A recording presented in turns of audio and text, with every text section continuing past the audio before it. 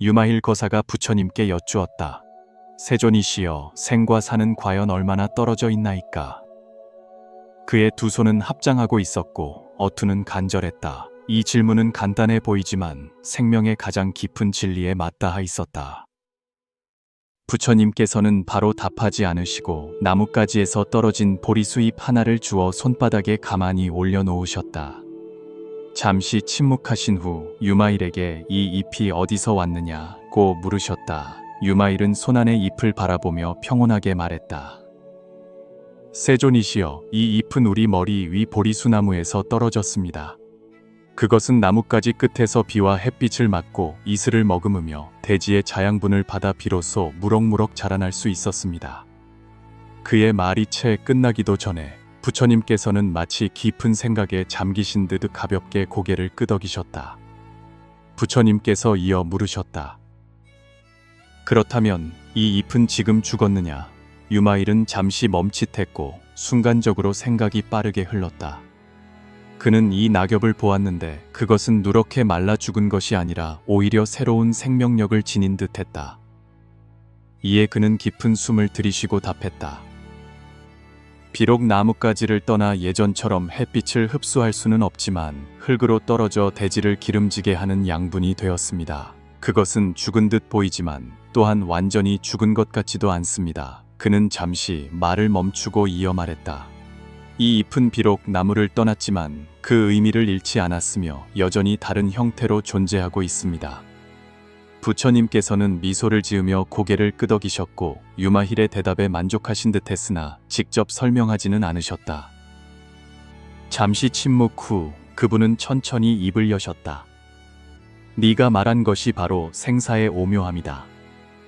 생과 사는 서로 대립하는 듯 보이지만 실은 인연 변화의 다른 단계일 뿐이다. 잎이 지는 것은 그것의 새로운 시작이며 그것의 사라짐은 대지의 자양분을 제공하여 다른 생명을 잉태한다. 생사는 절대적인 종결이 아니라 생명력이 다른 형태로 전환되고 이어지는 것이다. 그분의 말씀은 공기 중에 울려 퍼지며 무한한 지혜와 자비로 가득했고 유마일을 새로운 세계로 이끌었다. 생사의 거리는 어쩌면 그들이 생각했던 것만큼 멀지 않을지도 몰랐다. 부처님께서는 부드러운 눈빛으로 유마힐을 바라보시며 살짝 미소 짓고 다시 천천히 입을 여셨다. 네가 말한 잎의 시들문 단지 표면상의 죽음일 뿐 실은 생명의 새로운 시작이다. 그렇다면 유마힐아, 만약 생사가 이처럼 변화와 윤회일 뿐이라면 어찌하여 중생들은 이토록 죽음을 두려워하며 특히 죽음에 직면했을 때 그토록 깊은 미련과 고통을 느끼는 것일까? 유마일은 듣고 나서 깊은 생각에 잠기지 않을 수 없었다. 그는 수많은 생사의 이별을 떠올렸다. 친척이든 친구든 아니면 자기 주변의 모든 사람이든 생사는 마치 넘을 수 없는 깊은 골짜기처럼 사람 마음에 두려움을 일으켰다. 그리고 이런 두려움은 단지 죽음의 미지에서 비롯된 것만이 아니라 더욱이 내면의 나에 대한 집착에서 비롯되었다. 유마힐이 낮은 목소리로 물었다. 세존이시여, 어찌하여 중생들은 이토록 나의 존재에 집착하는 것입니까? 생명이 무상하다는 것을 분명히 알면서도 여전히 내려놓지 못합니다. 부처님께서는 그를 조용히 바라보셨다. 그 눈빛은 부드러우면서도 깊었다. 바로 무명, 우밍 때문에 중생들이 생명의 진상을 똑똑히 보지 못하는 것이다. 모든 고통, 두려움, 미혹은 모두 나에 대한 집착으로 인해 일어난다. 생과 사는 대립하는 듯 보이지만 실은 진정한 경계가 없다. 네가 생을 시작으로 보고 사를 끝으로 본다면 고통 속에 빠질 것이다. 만약 네가 모든 것이 인연의 화합임을 통찰할 수 있다면 생사가 끝없는 순환에 불과함을 발견할 것이다. 부처님의 목소리는 맑은 샘물처럼 부드럽게 유마힐의 마음속으로 흘러 들어갔다. 중생들이 생사 앞에서 느끼는 두려움은 그들이 나에 대해 오해하기 때문이다. 그들은 나를 독립적이고 실제하며 영원히 존재하는 개체로 여기고 죽으면 나의 종말이라고 생각한다. 그래서 그들은 손을 놓으려 하지 않고 생사 사이에서 발버둥친다. 부처님께서 이어 말씀하셨다. 그러나 사실 나는 독립적으로 존재하는 것이 아니라 단지 인연이 모여 이루어진 산물일 뿐이다. 나의 생과 사는 사실 인연 변화의 표현일 뿐이다. 유마일은 오랫동안 침묵했다. 부처님의 말씀 한마디 한마디가 그의 마음속 어딘가를 때리는 듯했다. 생사의 고통은 정말로 중생들이 생명의 무상함과 인연의 흐름을 이해하지 못하기 때문일까? 만약 정말 부처님 말씀대로 생과 사 사이에 그렇게 멀지 않다면, 그렇다면 죽음이란 무엇일까? 종결일까? 아니면 새로운 시작일까? 그는 그 낙엽을 떠올렸다. 비록 나무를 떠났지만 그것은 의미를 잃지 않았고 오히려 대지를 기름지게 하여 새로운 생명을 잉태했다. 어쩌면 생사의 진상은 부처님 말씀처럼 아집 번거로워증을 간파해야만 비로소 생사가 인연의 변화에 불과함을 진정으로 이해하게 될 것이다. 부처님의 눈빛은 더욱 깊어졌다. 그분은 다시 손안의 보리수 잎을 내려다보시며 마치 이 잎에서 더 깊은 지혜를 읽어내려는 듯했다. 잠시 후 그분은 고개를 들어 평온하게 말씀하셨다. 유마히라, 내가 방금 생사 사이에는 별다른 실제 경계가 없는 것 같다고 언급했다. 그렇다면 생사가 단지 인연의 변화라면 이 과정을 추동하는 힘은 또 무엇이겠느냐? 유마일은 깊은 숨을 들이쉬며 부처님의 가르침을 기대했다. 그는 세상의 모든 것, 인생의 기복, 운명의 파동을 생각했다. 과연 무엇이 중생들을 생사윤회 속에서 끊임없이 헤매게 하는 것일까? 부처님께서는 시냇물에 떠내려가는 낙엽을 가리키며 천천히 물으셨다. 보아라, 저 잎은 어찌하여 물을 따라 움직이느냐? 유마일은 잎이 수면 위를 떠다니는 것을 바라보며 가만히 대답했다. 물살이 그것을 밀기 때문이며 물살의 방향이 잎의 갈 길을 결정합니다. 부처님께서 고개를 끄덕이셨다. 그렇다, 중생들은 마치 업력의 홍수에 휩쓸리는 이 잎과 같다. 너희는 스스로 운명을 통제한다고 생각하지만 실은 과거에 지은 인과 업가 너희를 밀고 있는 것이다. 유마힐은 생각에 잠긴 듯했다.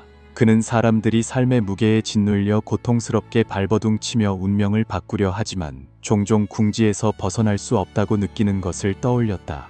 가난이든 질병이든 심지어 운명의 갑작스러운 변화든 모든 사람은 마치 끊임없이 생사와 싸우고 있지만 항상 피할 수는 없었다. 부처님께서 계속 말씀하셨다. 업력, 예리, 은 중생의 행동, 말, 생각으로 쌓인 결과물이니 그것은 보이지 않는 힘처럼 중생들을 윤회 속에서 끊임없이 헤매게 한다. 선어버샨예 이든 악업 이예 이든 미래의 어느 순간에 어떤 형태로든 내게 돌아올 것이다. 유마힐은 눈을 감고 부처님의 가르침을 깊이 음미했다. 그는 갑자기 깨달았다. 삶의 모든 것, 순경이든 역경이든 사실은 모두 자신이 과거에 행한 행동의 결과였다. 생사, 고락, 심지어 눈앞의 모든 광경까지도 과거의 여러 인연과 밀접하게 관련되어 있었다. 부처님께서는 그의 마음을 읽으신 듯 온화하게 말씀하셨다. 많은 사람이 자신이 운명을 통제할 수 있다고 오해하지만 모든 것을 진정으로 추동하는 것은 바로 자기 내면의 탐, 탄, 진, 치엔, 치, 이 세 가지 뿌리 깊은 집념이다. 너희가 나의 존재에 집착할 때 탐욕, 분노, 어리석음이 슬며시 일어나고 나아가 끝없는 업력을 형성한다.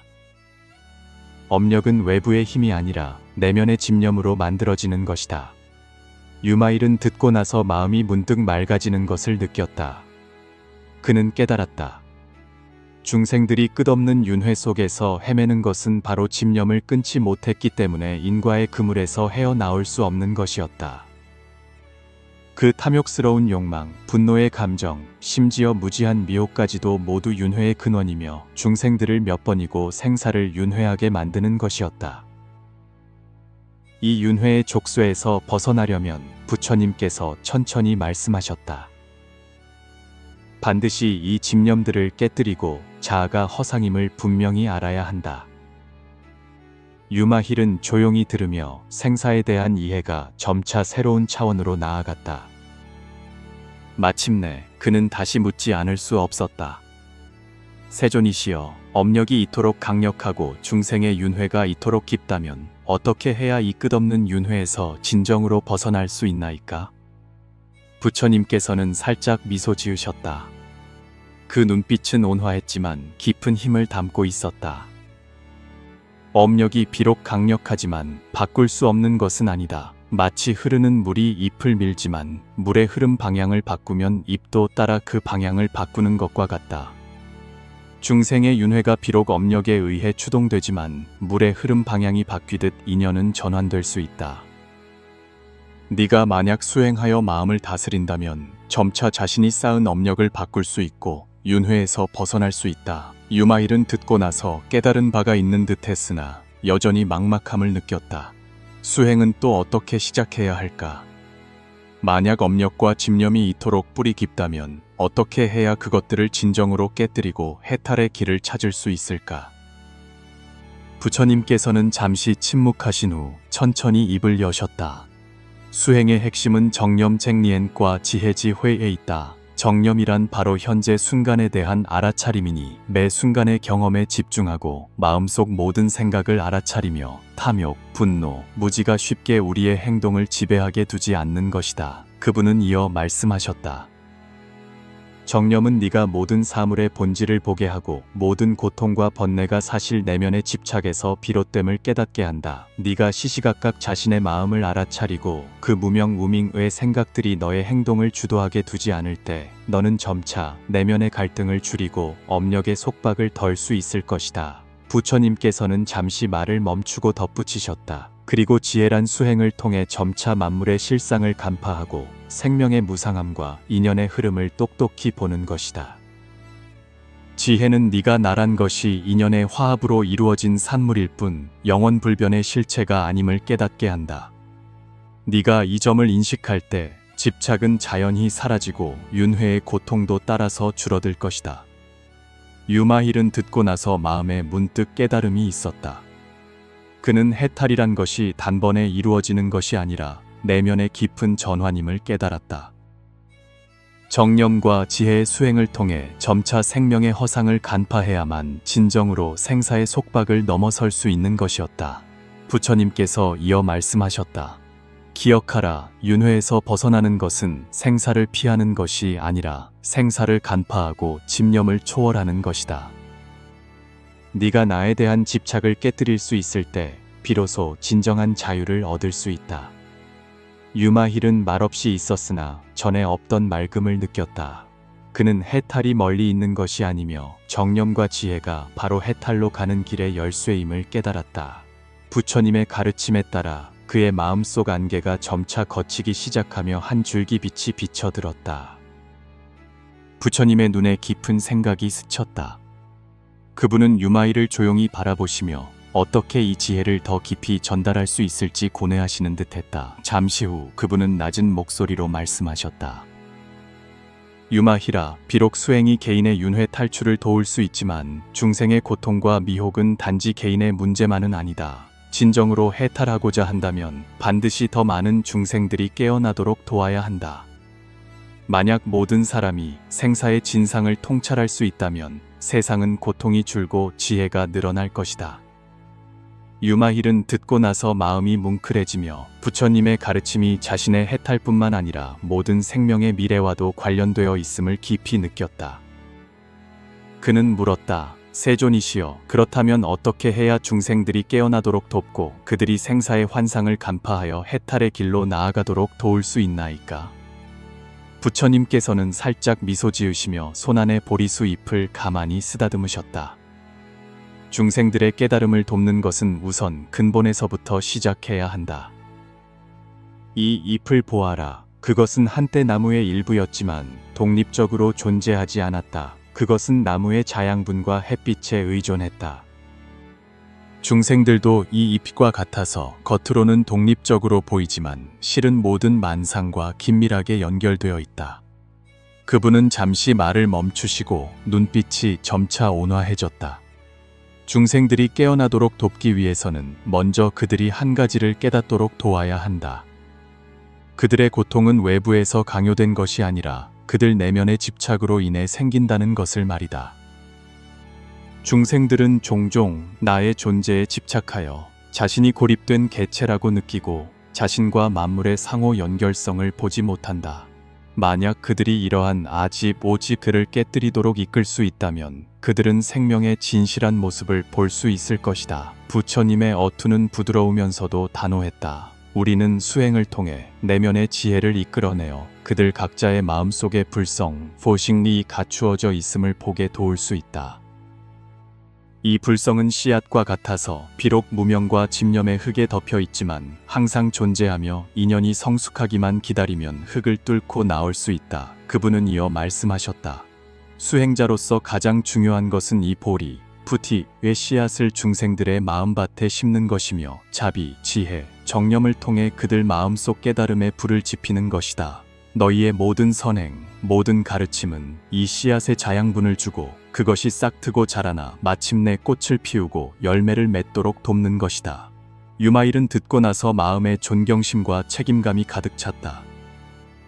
그는 깨달았다. 중생들의 깨달음을 돕는 것은 단지 지혜를 전수하는 것만이 아니라 행동을 통해 다른 사람의 내면을 비추고 그들 마음속 희망과 지혜의 등불을 밝히는 것이었다.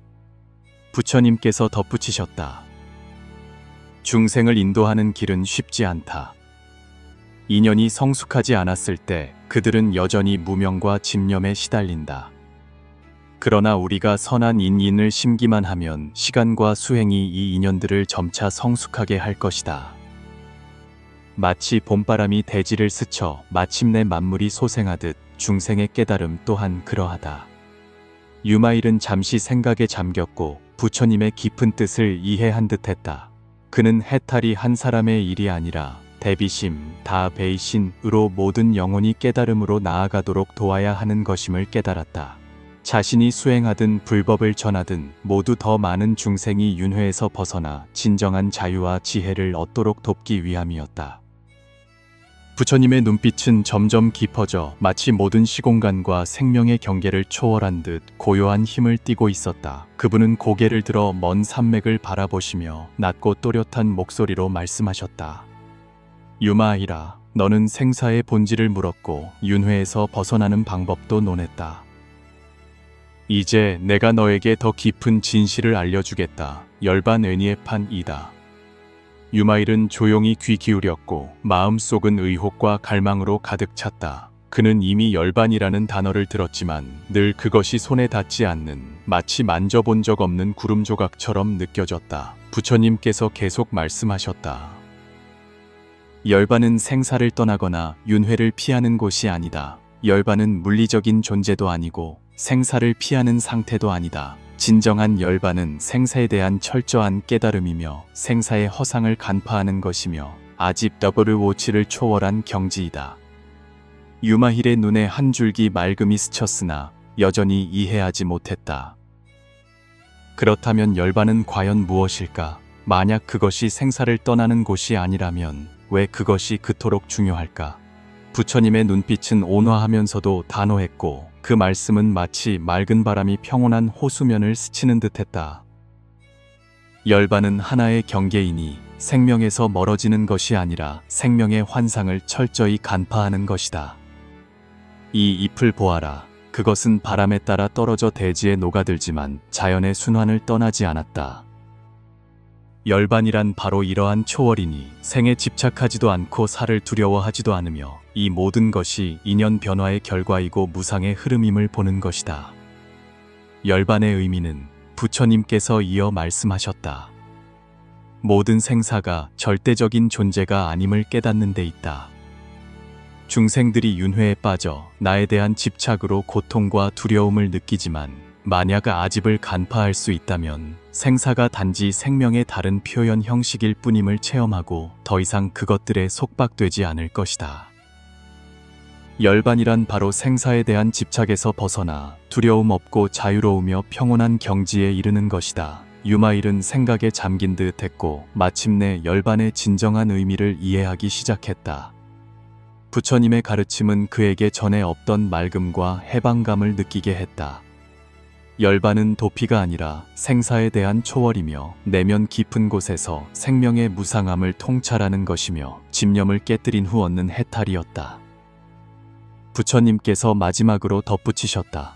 열반은 끝이 아니라 새로운 시작이다. 그것은 마치 잎이 뿌리로 돌아가 자연의 품으로 회귀하는 것과 같다. 생명은 비록 무상하지만 열반은 네가 더 넓은 시각으로 생명의 진상을 볼 수 있게 한다. 유마힐은 조용히 앉아 전에 없던 평온함을 느꼈다. 그는 열반이 종착점이 아니라 자아로부터 해탈하는 시작이며 두려움 없고 후회 없으며 뉘우침 없는 경지로 들어가는 것임을 깨달았다. 생사는 단지 인연의 변화일 뿐, 열반은 최종적인 깨달음과 자제, 지자의함이며 모든 대립과 고통을 초월하여 생명의 궁극적인 지혜에 도달하는 것이었다. 부처님의 눈빛이 온화하게 유마힐에게 머물렀고 마치 그의 마음속 의혹과 깨달음을 꿰뚫어 보시는 듯했다. 오랜 침묵 끝에 부처님께서 천천히 입을 여셨다. 유마힐아, 너는 생사 사이의 진정한 거리를 깨달았느냐? 유마힐은 고개를 숙여 생각에 잠겼고 마음속은 물처럼 맑아졌다. 생사의 안개가 마침내 점차 걷히고 그는 마음 깊은 곳에서 맑은 흐름이 흐르는 것을 느꼈으며 마치 모든 것이 명료해진 듯했다. 유마힐은 두 손을 합장하고 공손히 대답했다.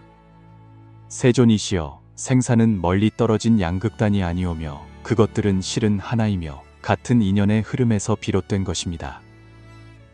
아집, 오지, 은 우리를 미혹에 빠뜨리는 근원이며 나에 대한 집착을 깨뜨려야만 생사의 허상을 간파할 수 있습니다.